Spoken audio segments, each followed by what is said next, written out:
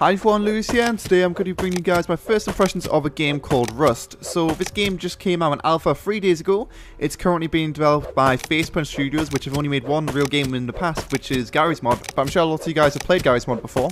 It's of course on the Source engine, a lot of modern capability, and it was a really good game. And we just came out with a second game, which is of course Rust. The game is essentially a mix between Minecraft, Stalker, and DayZ. It's Minecraft in the sense that you're able to build your own buildings and all that kind of stuff. It's Stalker in the sense that it's radiation, and I don't know why, but it just kind of has a Stalker feel. And of course it's DayZ because it's PvP, survival, and the zombies as well. So yeah, it's a really awesome mix between all those different games. This footage I recorded earlier, and I thought I'd show you guys some of the main highlights and show you what the game is all about. So you can see you do spawn with a few different items. You spawn for hatchet, you spawn with 2 medikits and 4 flares. Obviously you're able to use these flares to help you navigate in the night time. Currently the day and night cycle is really fast. I'm guessing it's just so we can test the day and night cycle or something like that. Literally going from day to night is about 5 minutes or so, so you will have to use these flares indeed. And obviously since you do spawn for hatchet as well, you are able to kill other humans and steal their stuff if you do so as well. Like I said, it does have a PvP aspect. Since there's no real way to talk to people right now, and at peak time there's about 200 or so people on one server, you're going to get into a lot of PvP, and like I said, there's no way to talk to people, so it does end up a lot of killing on sight. I do try to avoid it as much as possible, but that is how it is right now. Hopefully in the future we will change it in some way to allow players to more easily communicate or something like that. But to be honest, if anyone comes close to you, I'd recommend just killing them, because otherwise you're going to end up getting killed by them. Other than that, just avoid players entirely and you should be good to go. So I'm sure you've seen already in the gameplay that I've shown you guys, but it does of course have a crafting system on the right, and you're able to craft a lot of stuff by default, such as building placement pieces, so you can actually build a house. You can use existing buildings in a world already and build a house around them, or you can build a house entirely on your own using foundations, then being able to put walls around them. I'm going to be splitting these first impressions into 2 different parts. The first part will just be talking to you guys a bit about what the game is about and showing you it, and the second part is going to be me actually building a house and trying to co-op with some other friends. Obviously right now I'm just running around the world a bit lonely. Oh yeah, I forgot to mention it at the start as well, but this game is completely free right now. That probably will change in the future, but since it is of course in alpha right now, I will have a link to the game in the description. Hopefully you guys won't blow up the servers, but yes, it's completely free. So if you were put off DayZ or something like that because of a cost, then I'd highly recommend checking out this, playing with some friends, and it could be a lot of fun. You can see right here you will find loot lying around the place, such as ammo, some supplies which you can build other stuff into, and all that kind of stuff. A lot of the stuff you will find you can craft into other things, such as guns, using gunpowder, sulfur. To be honest, I don't know the game fully. There's a lot of questions you have to ask, like how does this thing work? I mean, that's really cool. Asking questions about a game is always good. It kind of gets me back to the days of DayZ when I first played it and I didn't understand how everything worked. But obviously in the crafting as well, you are able to build weapons. You are also able to build bandages, campfires, a lot of survival stuff. It does take quite a while to build weapons unless of course you do PvP and get the items from them. You can see I'm actually crafting my first ever pistol here. And I also did find some ammo from some boxes and some bodies which I found lying around the wasteland, so I was able to go ahead and use this to shoot people. My life for this character was not long lived. Obviously once you do die you lose everything in your inventory. One thing you do keep however is you do actually keep blueprints. You'll see right in my inventory now that blue thing, obviously that's a blueprint. It's a blueprint for a 9mm pistol which I actually start off with, so it has no value. When you right click on it and click on use, you'll see in the bottom left on the chat it says I've already got the blueprint for this, so I can't actually use that, but you are able to go into high danger, high value zones, which have got zombies inside them as well as radiation inside and around them. And it's kind of cool to have it set out, so that way obviously if you want to go ahead and try to get some blueprints for some really good stuff, like I know you can find grenades, you can find assault rifles, then you have to go into dangerous areas with radiation in them and risk getting yourself killed. You can see in the bottom right as well, we've got a few different things. We've got the health, we've got the food. I don't think the food actually does anything right now, but obviously health can be repaired using the medikit over a period of time. It isn't instantly done, so you can't just spam the medikits. You have to be out of combat and really use it for a long period of time to get your health back up to max. And also in the bottom right we've also got rads, which is of course radiation. From what I've heard, around about 500 radiation is the point at which you want to leave the area. This is a little clip right here which I went to an area which is kind of like a city, and obviously you can hear my Geiger counter is going crazy because I'm in a place with a lot of radiation. You can see my rads are going up very fast, my screen's getting a bit blurred. But of course on top of that I do have the potential of killing these zombies right here, looting them and getting some new weapons. But yeah, there's the pistol. After I crafted it, you do actually need to get a blueprint to get gunpowder, so then you can actually make the ammo. So right now I'm not able to craft ammo myself because that's not a blueprint which I found. But obviously once you've got that, you are able to craft ammo yourself if you do find the materials that you need to do that. I did also actually find a blueprint for an MP5 from a zombie, so I thought I'd try out making that as well, because I did get enough metal fragments from killing one person who tried to murder me with a hatchet, and he had a shit ton of good gear, so I thought, you know, why not put it to use? I'm probably going to die very soon anyway, so I can show you guys what exactly that looks like. Obviously, it's going to be a lot better than a pistol. Also, something which I haven't mentioned yet is the thing on the left, of course, for armor, is something which you're able to craft. You're able to kill animals like boars and deers. I think that's literally the only animals in the game, but you're able to kill those animals, get some cloth from them, and then you're able to build cloth armor. You are also able to get leather armor, although I've only ever found that from zombies. The zombie dropped this leather armor on my left. You can see right there, the chest piece. So I don't know where to get leather from, but yeah, again, lots of questions you have to ask, and it leaves you rather immersed when you don't know what the hell's going on, and you've got literally no one there to guide you on how exactly you play this game.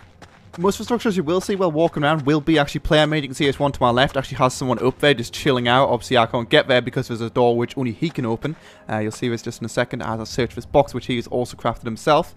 But it's really cool that I can make your own structures and just put them literally wherever you want. Obviously this guy's got it on a cliff kind of face, but you can build a house wherever you want. You can use, like I said, pre-existing buildings if you do so desire.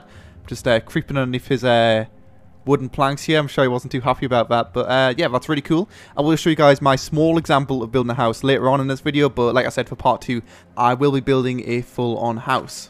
You can also make the houses as shitty or as elegant as you want. You can make a massive tower if you want. You can make a house with a lot of floors. You could make just a ramp to the sky. You can do whatever you want for crafting. It does mean that we'll see a lot of houses which just look really weird and out of place. But maybe for some way to combat this in the future. Obviously the game isn't alpha. I mean, even having these kind of features is really cool because they do work fully. Maybe something they can do in the future with that. We'll just see as the development does continue. Like I mentioned earlier, there's no real way of saying whether you're friendly or not, so you can see right here, this was one of my first kills. This guy was following me around and I just felt I had to kill him. Like I said earlier, you do spawn with a hatchet, and with a hatchet you can free hit most people. I'm guessing, obviously I had armor, so maybe you take more than 3 hits, but you can easily get behind someone and kill them very quickly. Since the servers do have around about 200 people or so, it does mean a lot of the time as well the server can lag. Maybe this is something which the devs can again sort out in the future by making separate servers for people to play on or something like that, so the lag is a bit more spread out or, you know, non-existent at all. It just depends on the time of day really whether it's going to be lag or not, but it does mean you can get killed by people a lot of time completely off guard. This is a perfect example of that. You can see right here I'm in the middle of a hill and I'm just trying out building my first house. At this point I didn't know how to rotate objects, but I do know now you have to scroll your wheel, and I hear footsteps to my left, and all of a sudden this guy comes out and murders me, and then I'm dead. It's very sad, isn't it? And then obviously I lost all my wood. That was actually a house which I built decently as well. I had a doorway and everything. But yeah, that's what happens in this game. It even happens to DayZ. It's obviously not going to be any different here. You can see right here I found a zombie in the middle of a forest, and I thought I'd kill him to see what kind of loot he drops. Every zombie drops at least one piece of loot as far as I've seen so far. And you can see right here I found a blood draw kit, so I thought I'd go ahead and right click on this and try it out. And you can see I can draw blood for myself. You can see kind of a server lag kicking in right here. It was a bit better early on, but later on into record it does get a bit laggy. But you can see right here I got a blood bag. I don't even know what the hell it's used for, but there you go. You can get wood from a few different sources. You can, of course, do the good old smashing on a tree like in Minecraft, but you can also find these wood piles right here, which you can actually click on and get wood from there. Normally when you gather items, you can actually see in the chat log in the bottom left how many of that item you have gathered, but currently the chat is actually a bit bugged, so it goes out of the screen. It was fine yesterday, so I'm guessing it'll be something fixed very soon. But I'm sure you can imagine with the chat log in the bottom left, it's a lot easier to see how many of each item you are actually gathering. With the trees, you can only gather 1 wood at a time, so obviously hitting those large stacks of wood does get you wood a lot faster. And I thought I'd gather quite a decent amount of wood, so then I could start building a house in the middle of the forest, just so I can see how exactly it works, because at this point, I've never built a house before now, but it is very intuitive, you know, it makes sense how you build a house. So as you can see right here, I find a lovely little place in the middle of the forest and start building it right there.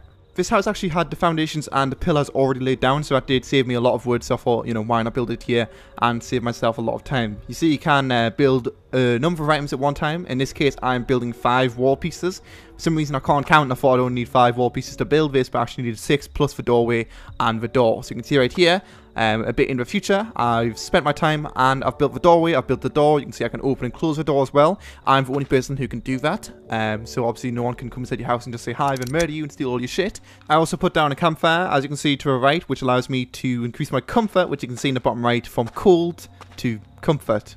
was a bit of a bad explanation, but you get the idea. I don't think it actually does anything at the moment, but you can see it is, of course, an indication. Also, a bleeding indication in the bottom right. That doesn't actually work. It's bleeding as soon as you spawn, so it doesn't work right now, but obviously in the future, well, right now, in fact, you can build bandages, and you can also find bandages in little boxes around the world, so in the future, once the bleeding thing does work, the bandages already are there to make that function as it should do. You might have also noticed in the crafting menu, you can actually build a bandage using cloth, which you can find from animals like I mentioned earlier. I thought I'd pimp out my house a bit more, making it look even worse. In this case, I actually built a ramp, and you can see I can walk up this ramp, and that's pretty much it. It's beautiful, isn't it? But obviously, if you're actually good at building houses, unlike me, since this is my first house, you can build that into something else, make a second floor, and put some storage boxes up there, maybe make it some kind of clan stronghold, connect your house to someone else's house. You can do literally whatever the hell you want with this crafting system, and I really like that. When I was peeking outside my house, I could see a dirty man having a look at my house. You can see he's just there in the forest, and he's looking a bit suspicious, lagging around like that. He's like, oh, look at my house over there. What's that? What's that campfire doing over there? So I thought I'd go outside and go murder him, since he didn't look too happy of a guy. You can also cancel crafting, and you can actually move around while crafting as well, which is something I didn't realise at the start, but it just makes you a bit slower. And you can see in the bottom right as well, when you're crafting, it does say that you are crafting. And you can see right now, I've lost this guy. Where the hell has he gone? It's okay though, because I find him soon, and then I put a hatchet in his head, since of course I don't have a pistol on this character, because I did die on my earlier one. This is another little expedition I had inside a city to go find some more supplies. Again, you can see the radiation kicking in. I really like how it's risk versus reward, so if you do want to go for a high value area, you are going to have to deal for radiation in some way. I'm guessing you will be able to get some items to reduce the radiation, or maybe you can right now, I don't even know. You can see though, if you haven't noticed already, on the left right now, oh, well, it just went down, but the armor does actually reduce your radiation as well, so if you do have some armor, you are a bit better equipped to go in an area such as this. But you can see your buildings right now on that amazing. Obviously, over a period of time, I'm expecting lots of people to build little houses inside these buildings. You can see some buildings to my right. They've actually already got wooden doors on them just to replace the original doors, so that way they're able to essentially just claim that house for themselves, since they can just then open and close the door as they do so desire. And also make sure that the people running around with hatchets stay outside your house, since that way, of course, they can't just swing at you, and you can shoot them if they come anywhere near your premises. But I think that's pretty much it for part 1. I think I've shown you guys pretty much everything the game has to offer. Obviously, I don't know everything about it, so not everything I've said is 100% accurate, and I'm sure there is a lot more items and gameplay features which I just haven't realised yet, because I have just been playing the game for a few hours. But I'd highly recommend checking it out. Like I mentioned at the start, it's completely free to play, so go check it out. I'll have a link to it in the description below. And yeah, we'll see what this game develops to in the future. Obviously, like I said, it's got a good development studio behind it, and they're also very open about how the development is going. We've got a changelog on the front page, we've got the forums, we've got a actual screen where you can see who killed who, the chat in game, and all that kind of stuff. So yeah, really looking forward to how it develops in the future. If you do end up playing the game, please don't just go around killing people on sight, because I'm sure the community which plays the game will not appreciate that. Obviously, since there's no way to communicate, I don't blame you guys if you do, but I just recommend avoiding players altogether and just trying to make your own house in the middle of nowhere and communicating with a friend and teaming up that way. But yeah, just don't go around killing fresh spawns with hatchets. It's not really the most fun ever. I'd rather, you know, build a house and have fun that way. Also, something which I completely forgot about is weapon customization. If there is weapon customization, I just haven't got to that stage yet. But yeah, that does exist. But yeah, I'll see you guys for part 2, in which I'm going to build my mansion, and we'll see how that turns out. It's probably going to go horribly, but yeah, hopefully I'll see you guys for part 2.